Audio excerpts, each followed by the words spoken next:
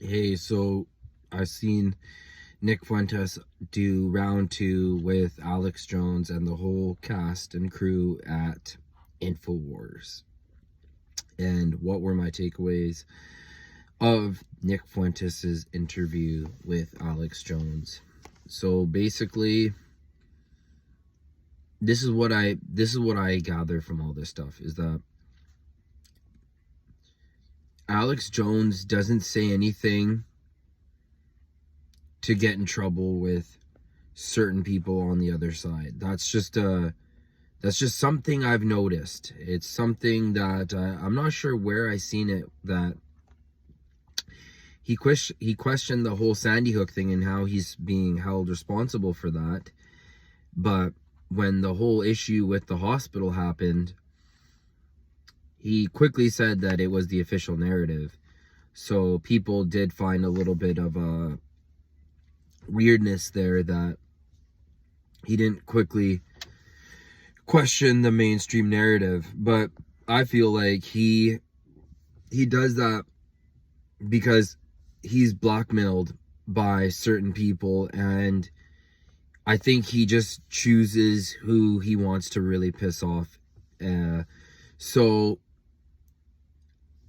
what he probably did was he probably bought Nick Fuentes on because he's gonna unapologetically be himself, and he's gonna Nick Fuentes there.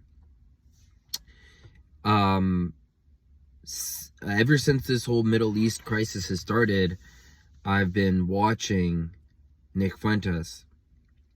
Why? Because instantly everyone started being called anti-Semitic. So when I'm just like, okay, if everyone's being called anti-Semitic, might as well just go see what all the anti-Semitics are saying. You know, it has nothing to do with, oh, you listen to an anti-Semitic person. It's like, or a white nationalist, or whatever it is that you want to call these new terms for people like Nick Fuentes. It's just like, I just want to see what they're saying, and I'll be the judge of what they're saying and what's being said between the lines. But back to the topic at hand. So Nick Fuentes went on to Alex Jones and they talked. Alex Jones kind of didn't let him speak, but he kind of did let him speak near the end. And I feel like it wasn't as adversarial as it was on their first meeting. And then the second interview they had right after that, their debate.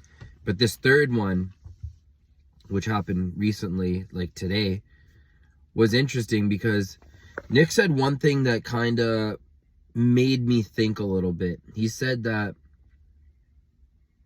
Christian people are not willing to not willing to stand against certain sins and stuff like that, certain forms of degeneracy. And he said that he understands why Sneeko became a Muslim and why Andrew Tate became a Muslim, because those religions are very against the woke agenda. And it's weird that he's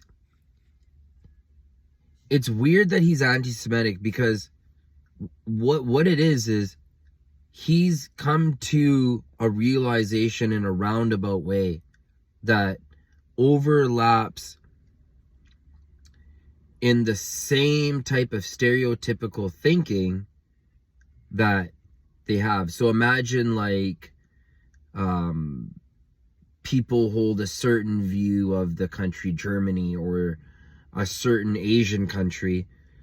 There's certain talking points that they all say to give something a certain type of stereotype. But anyways, I liked it. And aside from how he went on there, I've been watching him since for the last week, his daily streams. And besides the fact that I hate listening to in-house politics of like, Congress and this and that, which he does a good job of breaking down. But the thing is that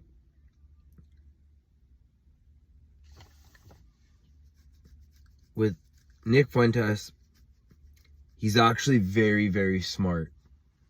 He's actually very, very smart. And with people like that, usually you end up wondering, who writes their script for them?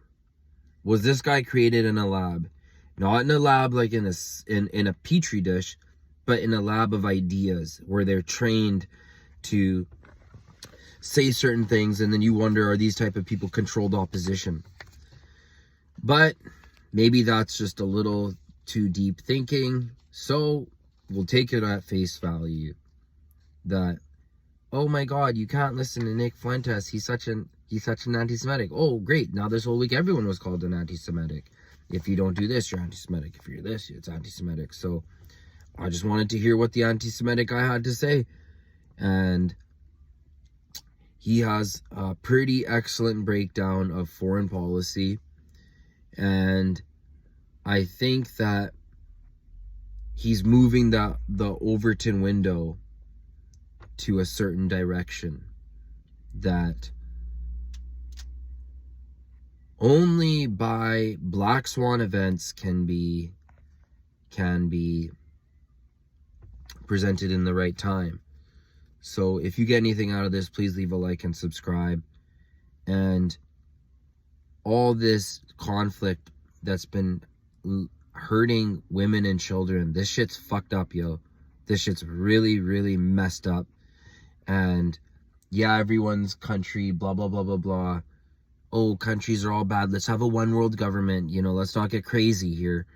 So I'm always the guy calling everything theater.